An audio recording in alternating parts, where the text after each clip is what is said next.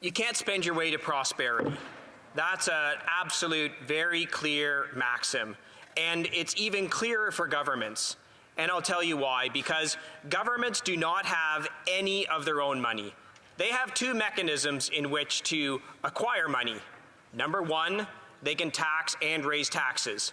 Number two, they can borrow or print money.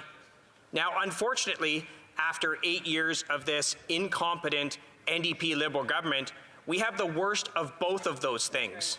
Because what we have now is an incredibly punishing high level of taxes in this country, and Canadians know it because they take home less money than they ever have in their lives. That's a result of the taxation policies of this government, including the carbon tax. Now, if that was it, it would be very bad. But what's worse is this. To fund all of their spending, which has doubled the national debt, all the years it took up to this government coming into power, all the debt accumulated by every prime minister of every stripe of every government, they doubled it since they've been in power. And how did they do it? By borrowing and printing money. And what's the result of all that spending of this money and the borrowing and the printing of money? We have had two of the worst years of rampant inflation this country has ever seen. And inflation is the insidious thing that takes away the prosperity of the middle class.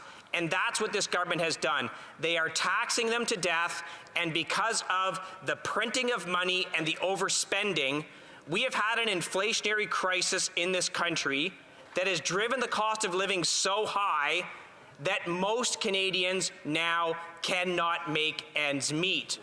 So we can't fix all of that today. What we can fix, though, is the carbon tax. And what we know about the carbon tax is this. Most Canadians get far less in these fake rebates than they do from the actual cost of the carbon tax. And I'm going to explain this so that Canadians can understand. This Liberal government will say 8 out of 10 Canadians are better. That is from a 2-year-old Parliamentary Budget Officer's report that did not take into account the effect of the carbon tax on the economy. It is a drag on the economy. It makes the economy less efficient, more expensive. Canadians lose jobs. It makes our exports more expensive, so we are able to export less. All of these things create a cost in the economy, and at the end of the day, you factor in those costs. So the Parliamentary Budget Officer put out a new report and came to committee a few weeks ago and said, these are the actual costs of the carbon tax. For example, in Ontario, the carbon tax cost is $1,674 for the average family. Now, when you take out their fake rebates, the average Ontario family is $627 worse off as a result of the carbon tax. Now, what these Liberals do is they stand up here every day. The Prime Minister is the worst offender of this, and he says 8 out of 10 Canadians will be better, when he knows there's a new report that says that is not the case. Right. What they do is they are effectively gaslighting Canadians with this. Yep. They are ignoring the updated report and gaslighting Canadians by saying they're better off. It's not true. And when the carbon tax goes up, again from the PBO, this gap gets worse every single year. The actual net effect of the carbon tax will make Canadian families worse and worse and worse every single year. And Canadians know this.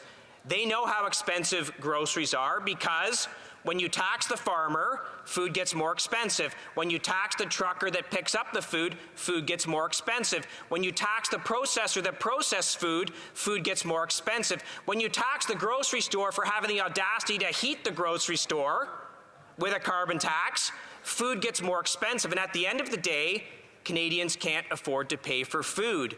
This government has been a disaster for the financial health of Canadians. It is unlike anything you've ever seen before. There's a Facebook group dedicated to people who dumpster dive to find food. Why would they do that? Because they can't afford it. When you look back on the record of this Liberal government, that is the record. record usage of the food bank, people going into dumpsters to get food. And here's a tidbit from my riding. The Orangeville Food Bank estimates in the next few years, 5,000 to 6,000 families per month will use the food bank. There's 27,000 people that live in my hometown of Orangeville. Look at those numbers. Let it sink in. And what do? What do these Liberals do? They say, stop talking down Canada.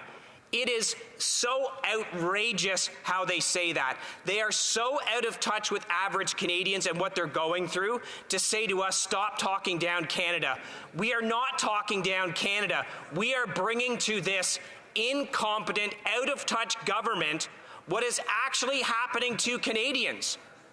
I know they're getting the same emails I am, these Liberal members, but they are so whipped by their Prime Minister. They are so whipped into following what he says that they are not listening to their people who voted for them. I get heartbreaking emails every single week. I have to choose between heating my home or eating. I have seniors. Senior food bank usage is up 67% in my riding. This is a result of the carbon tax, the inflationary crisis, all of which is caused by this government. We could talk about housing hell. They have done the impossible. They have a double incompetency on housing. If you have a house, you are barely able to afford to pay for it because of all their inflationary spending. Interest rates have skyrocketed. Every single month, more Canadians have to renew their mortgages at these very high interest rates, and it gets harder and harder to make ends meet. So if you have a house and you're lucky enough, you are barely holding on. And I get those emails, and we are seeing a massive rise in mortgage defaults as a result of interest rates, which as a result of the inflation caused by this incompetent government. But if you don't have a house, you can't afford to buy a house. This is the miracle incompetence of this Liberal government. It now takes 25 years to save for a down payment for a house. You used to pay off your house in 25 years. This is the result of 8 years of an incompetent government that doesn't understand basic economics. They don't even understand how their own carbon tax works because they deny the Parliamentary Budget Officer report, which shows most Canadian families are worse off. Now, the final thing we should talk about when we talk about the incompetence of this government is crime. Violent crime in this country is up 39%.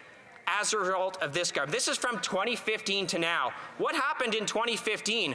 Oh, the Liberal government came in. They brought in catch and release bail.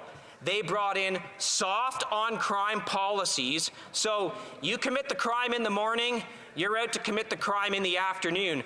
That's the justice system that this Liberal government has brought in. And if you actually want to know how out of touch with Canadians this government is, how morally bankrupt this government is, all you have to know is that they changed the rules so that a serial killer like Paul Bernardo can actually now go to medium security and enjoy the luxuries of an ice rink and a tennis court. Like, let that sink in. They changed the rules so a mass murderer and a serial killer like Paul Bernardo gets to be in medium security. He can go and play tennis. He can enjoy the ice rink after the disgusting and despicable things they did. And what do you hear from these Liberal members? Are they outraged? Are they calling for changes? No, they don't. Why? Because I guess they think that's okay. But what I'm saying to Canadians is this. It wasn't always like this. Canada wasn't always like this. It's a Liberal government that did all this to Canada. And that will change. There is hope on the horizon because a Conservative government will restore Canadians' faith in Canada. They will make lives better for Canadians. Right.